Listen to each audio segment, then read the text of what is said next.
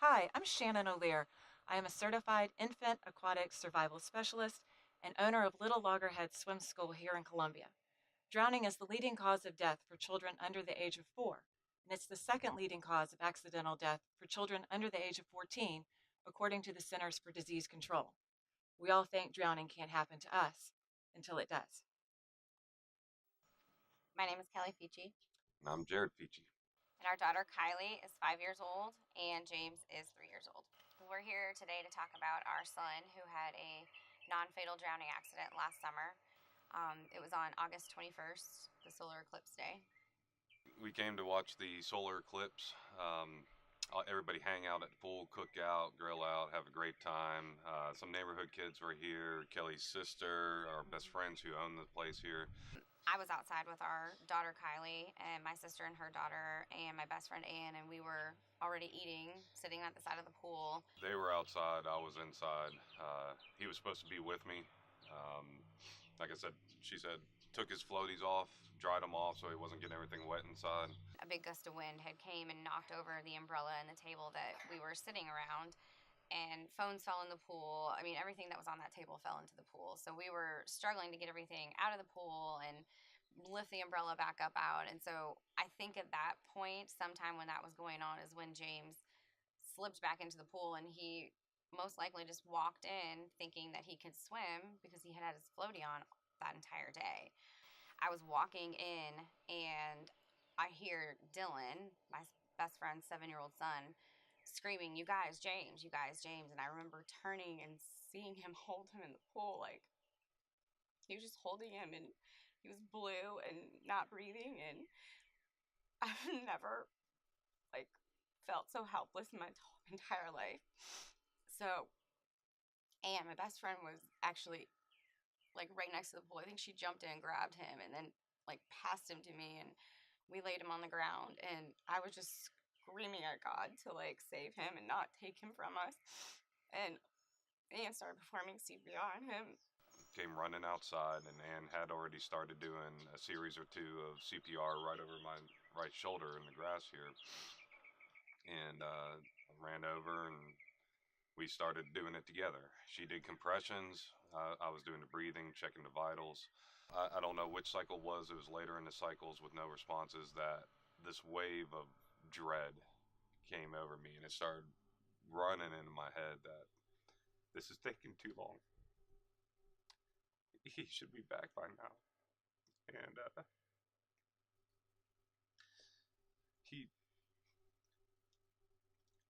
when he bit my lip, it gave me hope. It gave me the want to try harder, to fight harder for, and to get rid of that dread and just keep going.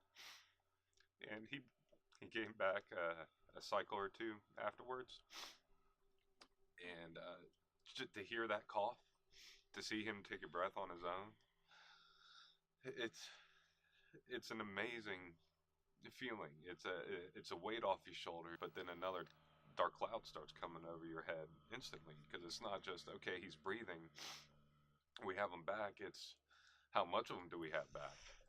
You know, how much brain damage, if any, did he receive? Did he have? It's a whole nother set of worries starts coming over you. I know for me, when they, said that we could take him home, I was just relieved and, like, happy just to be home and get him back in his, routine and natural environment. But I was just so thankful, but I was also still worried that, there was something that was going to come up, or, something wasn't going to be right. So after talking to the doctor and finding out, her best guess, educated guess, minute and a half of his heart being stopped, between the amount of cycles of CPR we had to do, once you start adding it together, just the CPR alone was probably 2 minutes, give or take, plus or minus, along with potentially a minute, minute and a half under with no heartbeat. We were about 30 seconds away from that 4 minute mark where severe brain damage can really start kicking in. The doctor did flat out say if we didn't know CPR, we wouldn't have a son. I had looked into getting the kids into swim lessons with Little Loggerheads Swim School last spring, which was something that we were always very adamant about, having them know how to swim and be strong swimmers, and so they're safer around water. And with our schedules last summer or last spring, between work and just other extracurricular activities that the kids were in, it was just a big challenge. And in hindsight, I just sort of made excuses as to, I can't go all the way from Chapin to the Northeast, and I'd have to get them out of school early. And, it was just one thing after another. So I sort of put it off thinking we'll do it later in the year.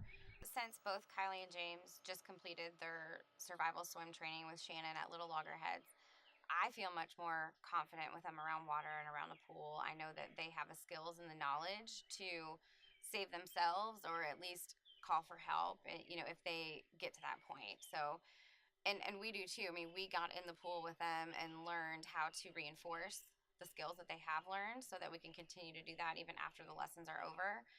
And I think it's helped us, our confidence levels in them and ourselves, around having them around water and knowing what to do. I think for me, if there was one thing that I could tell the parent of really any age child, an infant all the way up to elementary school, if they don't know how to swim, I feel like you need to make it a priority to get them into some sort of survival swim lessons. We are drowning prevention specialists, and while there's no such thing as drown proofing, we give your child a fighting chance when it comes to the biggest threat to their lives. We start training children as young as 6 months old. I'm Shannon O'Lear, owner of Little Loggerheads Swim School. Call us today because your child may not get a second chance.